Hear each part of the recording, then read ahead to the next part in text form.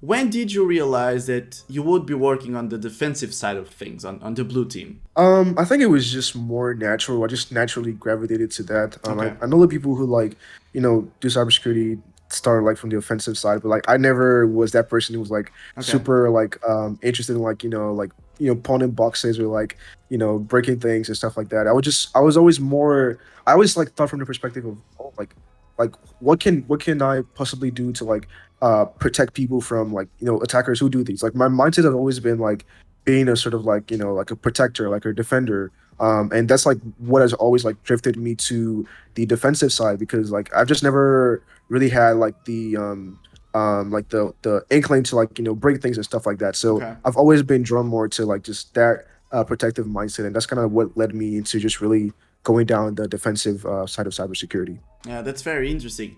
Well, I know people that didn't went for the offensive side of things because they didn't even knew that that existed. You know what I mean? So the thought of Yeah. security of on this way, like, okay, so I'm supposed to protect the assets of this for this company or anything like that.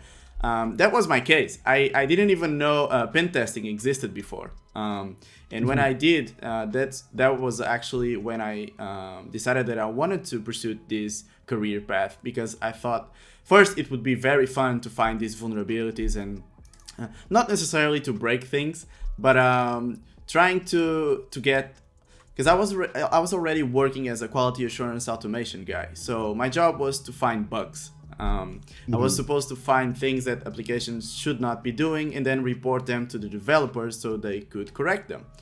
And I got really bored doing that because I was writing scripts just to run them all the time to see if they found anything. And I was also doing some manual testing, but that Mhm. got very boring. And then I found out about this pen testing stuff that you could be like working on many projects in the same month, and you would be searching for these vulnerabilities and trying to hack stuff, and that really got my curiosity. And that's why I was going to ask you, but I think you already has answered the question. Did you even consider joining the cool kids over here, trying to break things up? Yeah. And so I'm talking about pen testers and the red team for those of you that don't know. Yeah. Yeah, I did consider, and I still I think probably down the line, like especially now that I'm in cloud, I think I might eventually like gravitate more towards like the offensive side of cloud Yeah. because I think it's really interesting to start finding ways that new adversaries might try to compromise cloud environments, and it's a really Yeah. growing landscape. So I think that might be where I find my passion in terms of like offensive stuff. But like beyond that, it never really picked Yeah. my interest as much as like defensive security. Yeah, well, I guess it's like a personality thing or just a personal Hmm. taste thing. Have you done any training or certification that was specifically focused on the offensive side of cybersecurity? So I did start. I did a little bit of like the EJPT, but I never finished it. Okay, But I do plan on getting the PMPT later this year. I actually have like the voucher and everything of the training. Just have to take the course and attempt okay, the exam. So I'm gonna be doing that this year. And also, there's just other AWS. Pentester Academy has like the AWS penetration test and training and certification, as well as the Azure Active Directory one. So yeah. I plan on doing those ones as well later down the line. Yeah, that's awesome because when I decided to do the CompTIA YSA Plus, I did it because I wanted to learn more about the defensive side of things and what being a security analyst was about, and that really helped me to understand what a blue team was and what it does, and even on my offensive security duties, I learned the Mhm. importance of. Let me just give you an example. Like being stealthy when Yeah. you're performing an assessment. I now understand why that is important, for example. But Yeah. now I know that you're also thinking about doing those offensive security certifications, and those are all awesome. I did the JPT, and Mhm. it was very good. I don't think you need the certification for your personal case.